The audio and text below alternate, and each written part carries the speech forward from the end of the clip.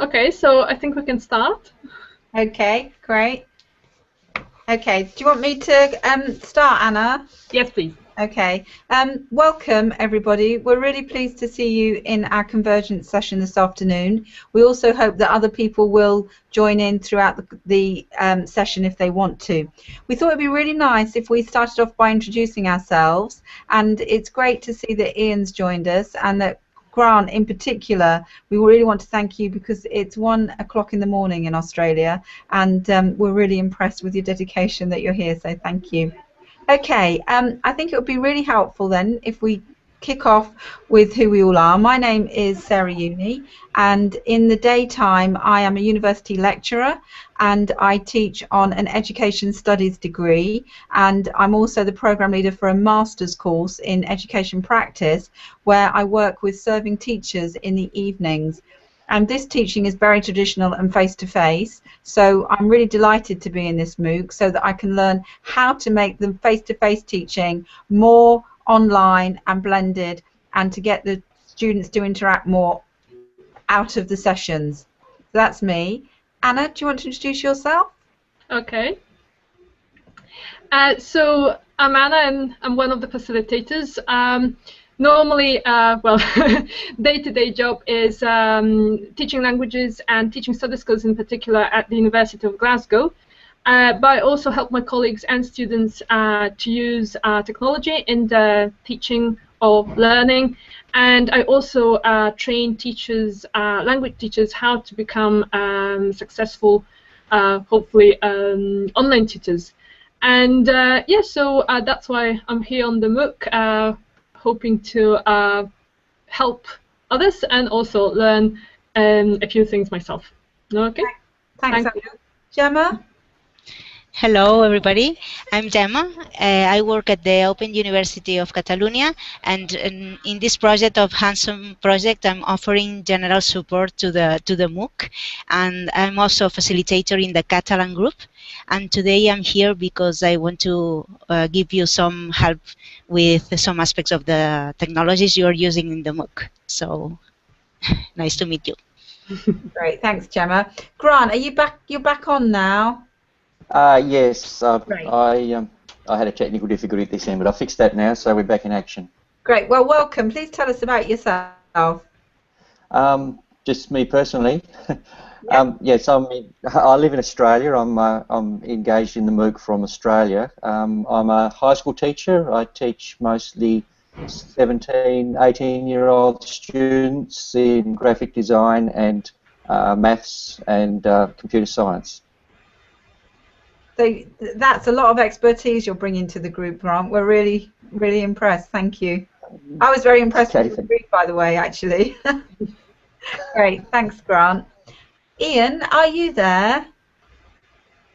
Have we lost Ian? Has he left the group? It says on the chat window in the side, it says he's left and joined and left and joined. Okay, I think he's not there. So, Miria, can we go on to you? Hello, I'm Mireia, and I'm going to help with the Hangouts and all the videos from the Handsome MOOC. Great, thank you, Miria. Okay, what we wanted to do next was to ask people how they'd been getting on and how you found the course so far. So, Grant, you're the person with us at the moment who's had it from the participants' perspective. Would you mind sharing with us how you've got on? Yes, thank you. It's been really good, actually. I've enjoyed it. I've done a couple of other MOOCs in the past, but I've found this one to be quite different in feel. It's probably a little bit more collaborative, I think, than some of the other MOOCs, and yeah, it's been quite good. I'm not sure. Did you want me to talk a little bit about how the interface works and that sort of thing? Yeah, we're really keen to learn from you, Grant, particularly if you've got experience in other MOOCs. That's really helpful feedback for us because those of us that are on the other side of the project will be writing a report at the end. So we really value your feedback. And make a note then that what you're saying is that in one way this is different, is that it is more collaborative. Mm. Okay, thank you. Yeah, just from the platform point of view, I'm still kind of getting my head around it a bit. It's quite a complex interface compared to some of the other MOOCs, but in a way it's probably more powerful. And there's a couple of little odd features that I had to fiddle with. I think just the other day I was having some trouble actually putting one of my assignment submissions into the journal, and it took me a little while before I realised that it was actually I thought I was adding Module 3, and it said Module 3, but I had to scroll right down to the bottom to find the actual Module 3 that I'd done, and it kept just telling me that I had no submission when I was putting it in, so that was a bit frustrating, but it was only when I scrolled down that I could see that. And so I think in some cases the users get shown a bit too much information in terms of menu options and things they can click on, but that's something that perhaps could be worked through. Yeah, I think other than that, I just click around usually. I'm just a bit of an explorer, so I just click around, and I think that's probably the best way to get to know most bits of software. You can't break anything, so you just keep clicking on things, and finally something does what you hoped it would do. That's fine. For the MOOC in general, I think the other MOOCs that I've done have been pretty conservative in the sense that there's video shoots and a quiz, and then at the end you get to do an assignment which locks, and then everybody else marks it. And I mean, that's fine, and I learn things from that, but I think this whole process of actually submitting assignments through the forum is really quite powerful, because it means that the forums themselves stay better focused on what they're meant to be about, and it also means that me as a user, I'm getting constant feedback from different people on each piece of work that I do, and that means I can go back over pieces of work and sort of fiddle with them and change them and adjust them as I'm working through the MOOC. So it's not a matter of finishing something and handing it in and then seeing what people think of it. It's more a matter of seeing what people think of it and then being able to go back and respond to those comments. And so in that way, I think that this MOOC is a lot more formative in its assessment, and I'm really enjoying the idea of being able to revisit work and modify it and change it and let the whole thing evolve, which I think is really powerful. It's really good having the facilitators. The people running MOOCs are usually fairly anonymous sort of people behind the system, and it's hard to get in touch with them, but I'm feeling in this MOOC that there's real people running it, which is really nice. Just looking through the things that I'm wanting to mention. Yeah, I think the feeling I get too is that in some courses there's a lot of people that are just wanting to get a certificate and paste it on their wall, and it's always nice to get a reward for the work that we've done, but I really sense that in this MOOC there's a lot more people trying to actually learn something rather than just get a certificate which they can add to their CV. And I think that's much more powerful. It's sort of a pet hate of mine where people just do courses to pass, and that leads people to do whatever they can to pass, which sometimes avoids actually learning anything. They start getting into plagiarism and that sort of thing, and that's pointless. It's just wasting their time. So I think in that respect this is really good. Yeah, I think that's probably about all. In terms of the actual activities, the My Dream activity I thought was really good.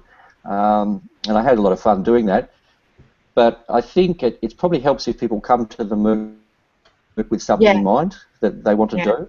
And I was a bit lucky, and I had a bit of a project running which I was able to just apply to the MOOC. And some people I think are struggling a little bit because they're not quite sure what they're supposed to do, or they haven't really got anything in mind to do. But I suppose what I'd say to them is to not worry too much, because I think it's perfectly okay just to lurk and see what other people are doing. And get ideas that way, and then perhaps come around the second time with something then, and that would be fine. Yep, that's about it. Okay, Grant, that's really, really helpful. So can I just summarise what I think I've understood you to say? That it has a collaborative approach, and that there are some technical glitches about needing to submit. which is something that Gemma's going to talk about a little bit in a minute.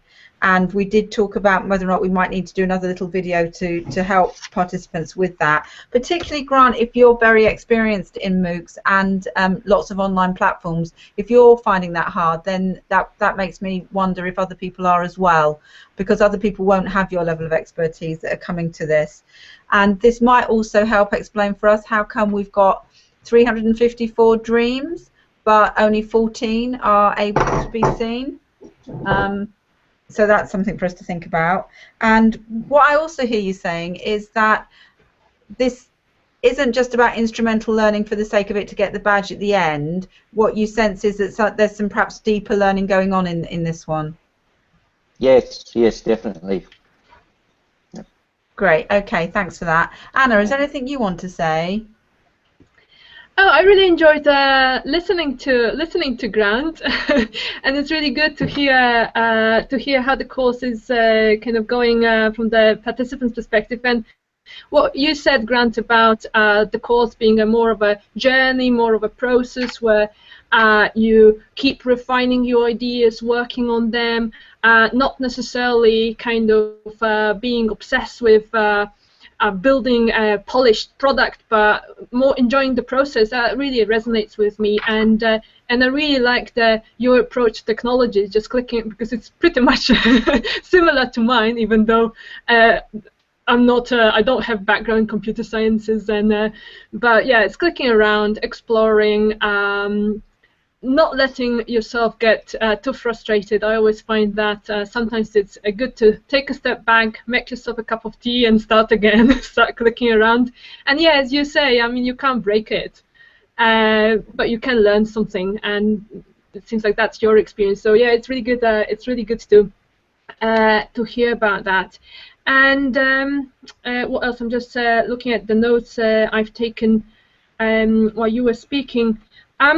Would you maybe perhaps, would you like to tell us a little bit more about your dream, Grant? Oh, yeah, okay. Yeah, a colleague of mine was talking to me at school about the idea of setting up a design hub, or a design space, as I call it, where students could study design as a discipline rather than within a particular media. They could actually study it as a general idea, and then perhaps move out into media later. Trouble is, of course, that takes money to build those things. So I thought perhaps we could actually produce it as a virtual space. Okay. And so I'm just using the VLE that gets provided for us, and I'm trying to just build a virtual space for students to collaborate in. One of the things with computing in education, I think, is that it really provides for really powerful collaborative tools. If we're just going to use them as word processors and publishers, then I don't see that there's any change in the pedagogy there. But if we can actually use the computer as a collaborative tool to facilitate that, then that's where it's really powerful. And I guess this sort of Google Hangout idea is an example of that. So I'm trying to develop an online space where students can actually collaborate and run chat sessions and store notes and exchange ideas and work on each other's notes and do that sort of thing, rather than just produce a pretty document which they can print out at the end of the day and do it pretty much in isolation. I think our curriculum doesn't really help students to work together very well. Okay.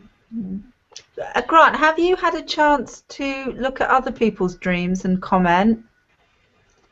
Yes, I have. Well, there's the 3 that I've reviewed. Yeah. And I flicked through the journal through and have a look at some of the others. Some of them are very complete, and they've got a real focus and they know what they want to do. I sense that others are sort of drifting a little bit and are not quite sure what they're aiming to do. But I guess that doesn't really matter. It's just a matter of putting something down and getting an idea of some sort down, and then that can evolve and change over time. And yeah. The idea of finishing something is an old-fashioned idea, I think. We don't actually ever finish anything. We just keep changing and fixing it. And, yeah. Great. Okay. Gemma, do you want to come in at this point? Okay, perfect.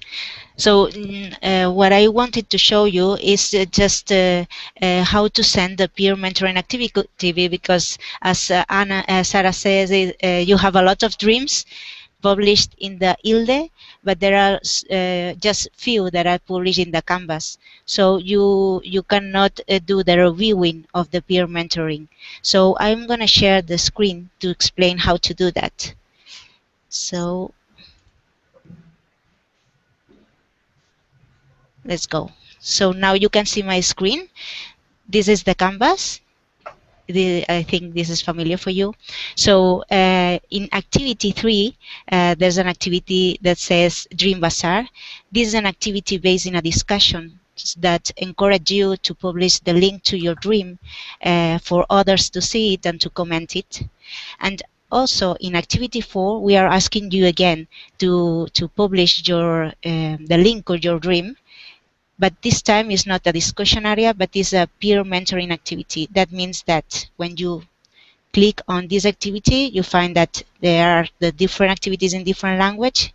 You have to click on the English one. Then here you have the peer mentoring activity description, and you have the submit an assignment option. Here, if you click, the system says that you have to send the link to your dream. So that allows the system to recognize you and then to assign you 3 reviewers of your activity. So one thing is to go to activity 3 and share your link in the discussion, and another thing is to go to the activity 4. So if you want to have a peer review, you have to publish your dream here in the activity 4. Also, thanks Grant for all the information you gave to us, because this is very useful for us to improve the environment and also the presentation of the activities. So Gemma, is that the same if we scroll down to week 2, investigate and the personas, and publishing the personas? You mean the peer mentoring your persona? Yes. Yes, it's the same. The same happens here. Do you just want to run through it?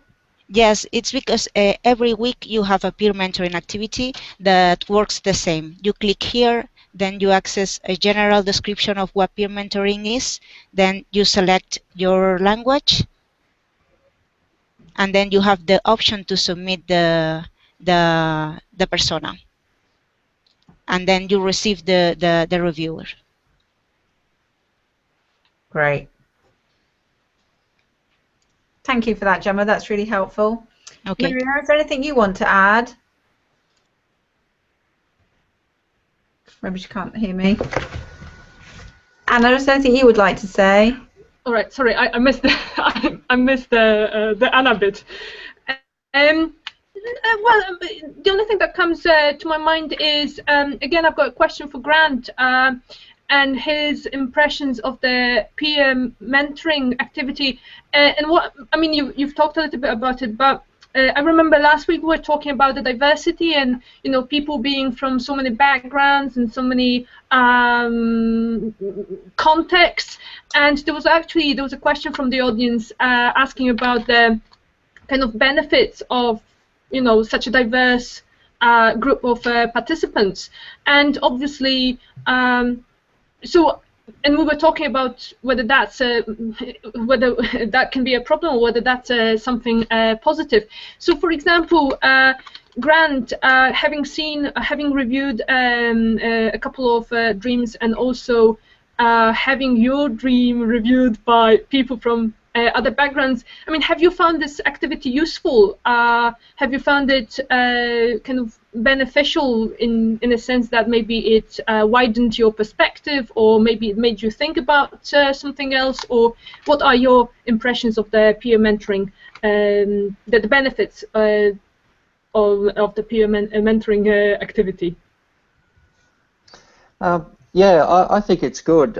I mean, as I said, in other MOOCs, we submit our work, and then the peers assess it, and that's quite it's a bit stressful, because you've got to have trust in the people who are actually assessing your work, and they're very anonymous, and it's worked out okay. But in this situation, it's a little bit different because they're not really assessing, they're reviewing. And most people, I think, have one or two comments that they can make, and I can then read those and I can have a bit of a look at those and think, well, no, I don't agree with that, and that's fine. Or I can say, yes, that actually is a good point, and I can go back to my work and make some changes. So it is valuable in that respect, and it's also been really interesting to look at the wide, diverse range of work that people are doing. I mean, some of us live in countries where kids have got computers in their pockets, and it's really interesting to me to read the dreams and the ideas from people who are not in such a lavishly provided school, and they're all over the world where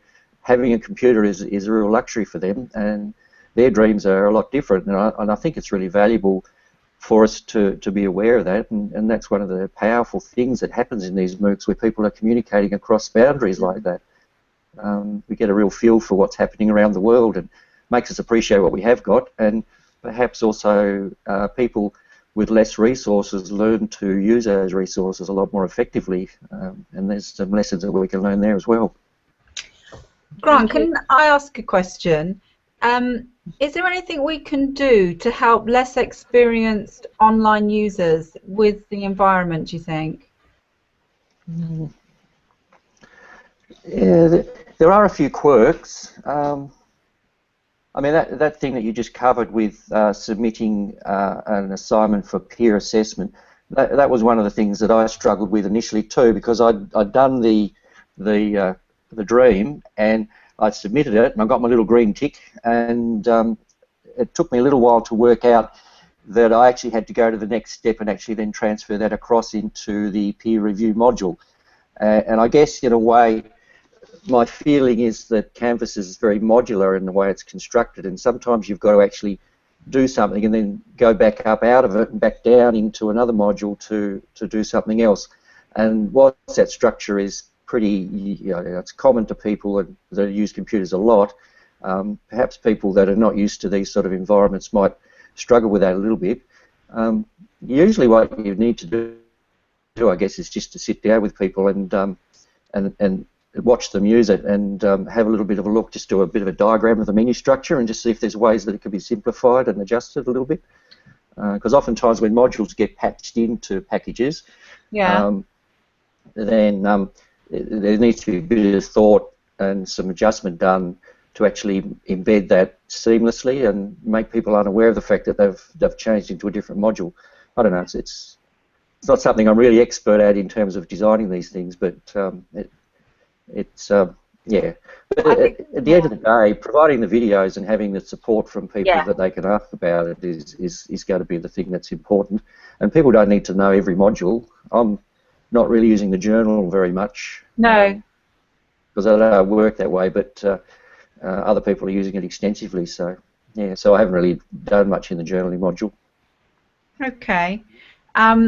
So what you're saying is having the videos is key for those people that aren't familiar with the environment. And also I think that because people are used to hyperlinks where you just keep going and going and going, they're not used to going back, are they? And that structure that you've got in the environment. Yes, that's right. I mean, people, they click through things. Yeah. And you made actually that they click on and they don't keep in their head this kind of a tree diagram, if you like. And you've got to develop that.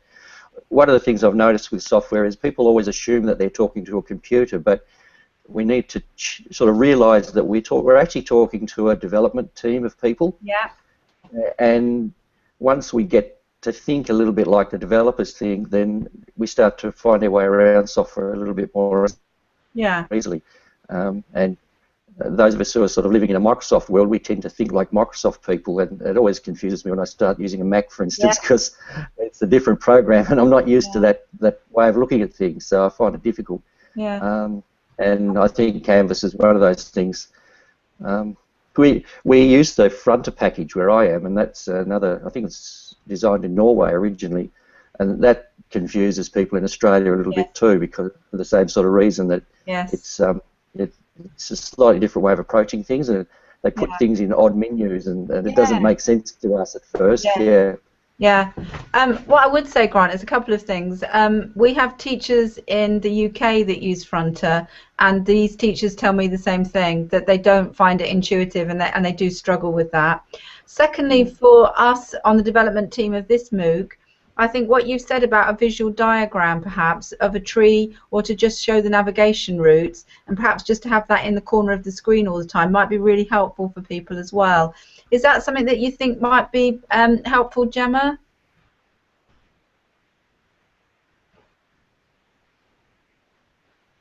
Anna, I can't hear Gemma. Do we need to click on her? Sorry. Yes, that's true that we identified that perhaps the first week you are struggling with all the technological tools, the ILDE and the canvas and all the information we are giving to you, and it would be great to have just like a tree that shows the organization of the course. Yes, we think that we hope the second week it's easier for you, for the participants to understand how all the course is organized. But we keep that in mind to do a tree image of all the course. That's a good idea. Great, thank you. Anna, is there anything you want to say? Technological tools, the ILDE and the canvas and all the information we are giving to you, and it would be great to have just like a tree that shows the organization of the course. Yes, we think that we hope the second week it's easier for you, for the participants to understand how all the course is organized. But we keep that in mind to do a tree image of all the course. That's a good idea. Great, thank you. Anna, is there anything you want to say? Technological tools, the ILDE and the canvas and all the information we are giving to you, and it would be great to have just like a tree that shows the organization of the course. Yes, we think that we hope the second week it's easier for you, for the participants to understand how all the course is organized. But we keep that in mind to do a tree image of all the course. That's a good idea. Great, thank you. Anna, is there anything you want to say? Technological tools, the ILDE and Hello?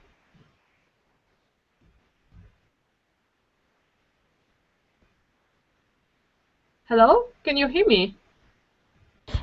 Yes, Anya, I think there was a problem with the system. I don't know what happens. Yeah, it seems like we were on the loop. Yes.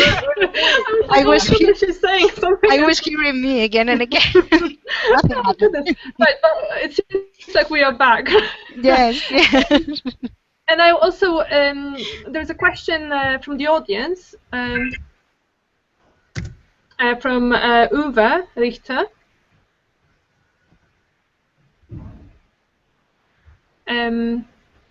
Okay, shall I just read this? So Uwe, maybe it's not so much a question but a comment. Uwe says, I think the Canvas environment would improve if the left-hand navigation would stay there consistently. So left-hand navigation, while the sub-navigation, for example, in menus can sit below the menu, the main menu, or on the right side. But is that technically, probably that's a question for Gemma, is that technically possible? Yes, this thing that they say that if the left-hand navigation would stay there, I think the left navigation stays always the same. Yeah. So, Uwe, yeah, it does. Yes, I don't know if you see that this navigation moves or changes sometimes, but it's a fixed navigation. Navigation, while the sub-navigation, for example, in menus can sit below the menu, the main menu, or on the right side. But is that technically? Sarah, please, can you mute your micro? I think the loop is because your micro. And navigation would stay there. Thanks. So I will check that. If something happens with the navigation, but I think the left side navigation is always the same, and the sub navigation, the menus, I don't know if it refers to the top menu, this is something fixed from the system that we cannot change. So the menu on the top is always the same, and we cannot do that to change it. So sorry. Can I just, if I could just cut it, what it might be referring to is that when you're in the course, when you select course at the top, you get one menu, and when you select your group, you get a different menu. Okay, okay, I understand that. More associated with forums, and that might be what he's thinking of. And I mean, one of the things I found was that there actually are probably 4 or 5 different forums, and it's fairly easy to get lost in them. And I can see why they're all there, but you know, you can be in one forum and wonder why it looks different than the one you're in, because there's forums attached to the announcements and the discussions, and there's forums. Yeah, there's comments in your peer review. That's a different forum, and so there's various different forums, and you can lose which forum you're in. It probably doesn't matter that much because they're all forums, but yeah. that's Yes, a bit confusing.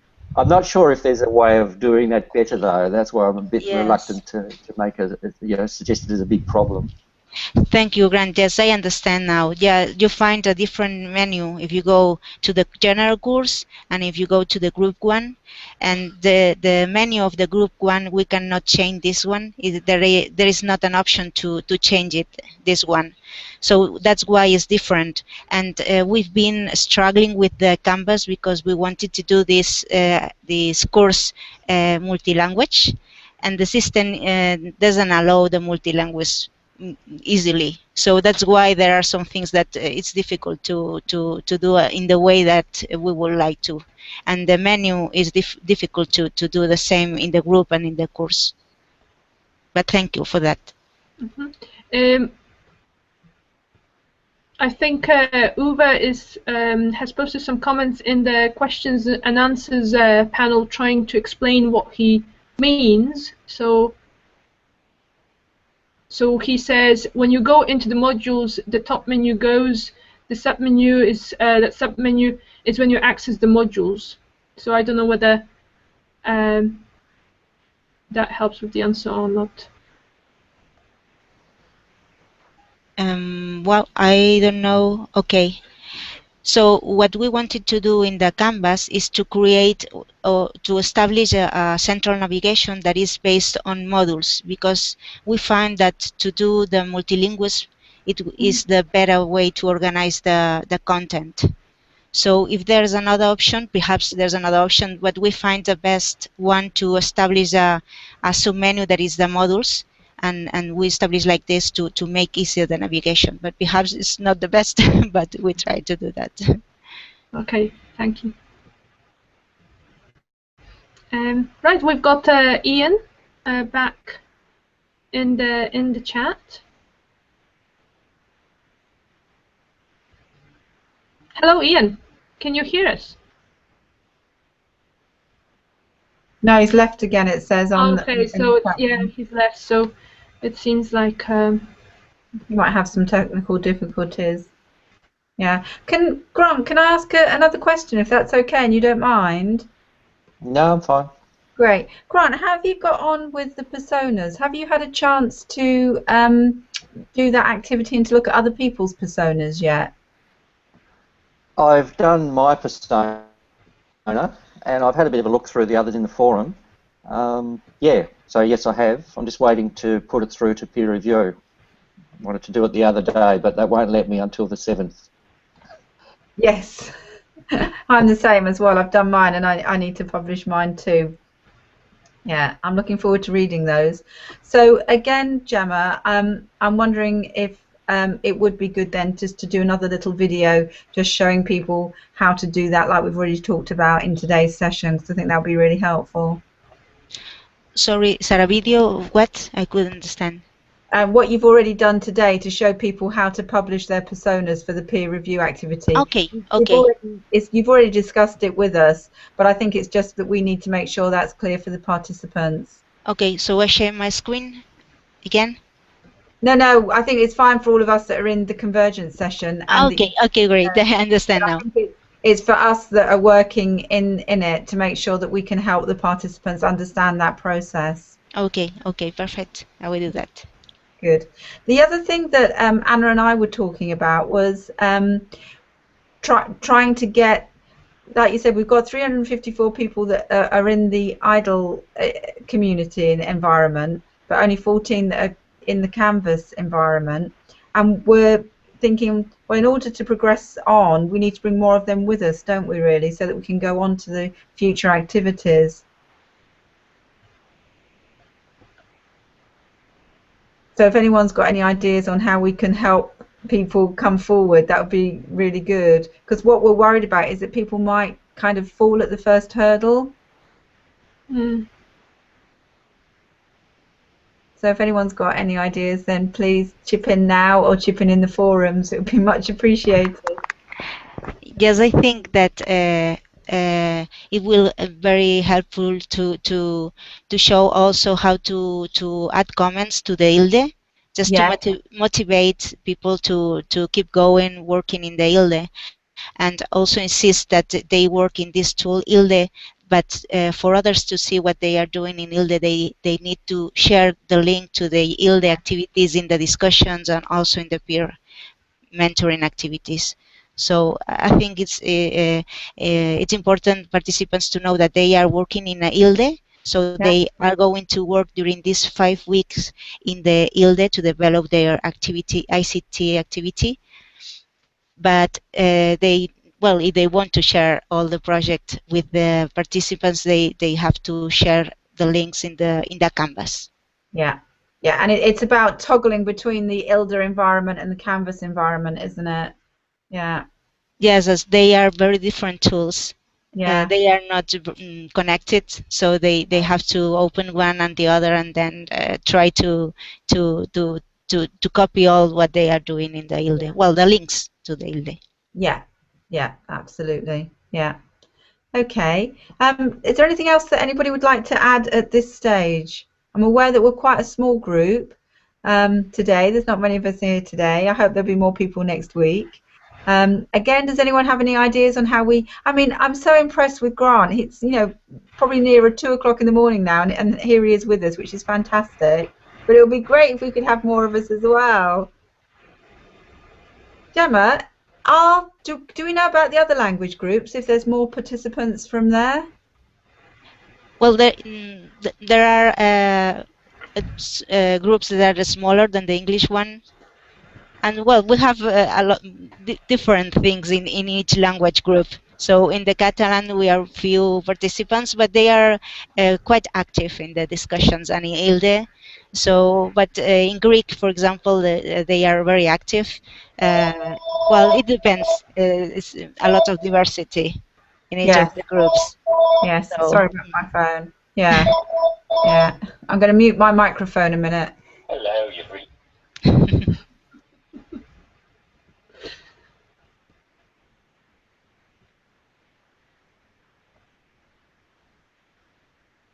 Okay, so. Sorry, I wanted to mute the microphone about that. Sorry. Sorry, Anna. No, that's fine. Grant, we really, really appreciate having you, and we appreciate your expertise. And please feel free to help facilitate and be a really active participant. I know that we really value that. Yeah, thanks for that. I appreciate it. As I said, I'm enjoying it. I love learning stuff, and it's been a good exercise to be in this MOOC. And if I can think of any ways of trying to help people to engage, I'll pass those through. But I'm not sure if there's an easy solution to that problem. Yeah. Yeah, and it's something that we can all be thinking about, isn't it, between now and the end of the MOOC? Because one of the things that I'm very aware of is around sustainability. How can we generate sustainability in a MOOC such that we can continue to do this after the life history of it, really?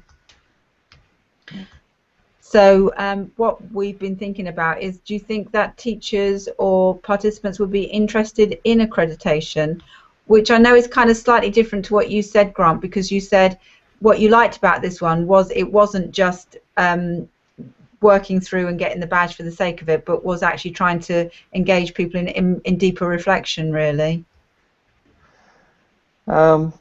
Yeah, it's nice to get a certificate. I mean, I have got one on my wall from another MOOC, but I didn't even bother applying for the certificate in the second one that I did, and so you know, I didn't see that there was that much point in it, really.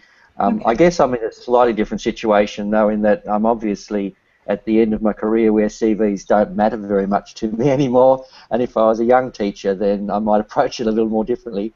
But yeah, the certificate in itself is not a problem, and it might be more of an attractive thing to people to get them to actually complete the MOOC. It's just there's always just that danger that the certificate becomes the end in itself for some people. Yeah. And you know, I was really intrigued when I was in one MOOC, and I got into the Facebook group there, and it started off really well, but then it became preoccupied with how do I get the certificate, where do I get this, what's the point of getting the certificate, and then it degenerated even further into advertisements for Ray-Ban sunglasses and all sorts of odd things. So it didn't stay focused terribly well, and I think maybe the certificate there was a bit of a distraction, but on the other hand, perhaps people wouldn't have bothered joining it if they couldn't get the certificate at the end of it. So it's a hard question. So for us as pedagogic or learning designers, for us it's about having something that is meaningful and worthwhile that leads to deep learning and tries to have activities that aren't superficial and doesn't lead to just instrumental learning for the sake of the badge at the end then, isn't it? Yeah. Okay, that's really helpful for that. I'm aware that it's my clock says it's nearly 2:45. I just want to check with everybody if there's anything that anybody else would like to cover. So Miria, is there anything that you would like to cover while we've got this opportunity of being together?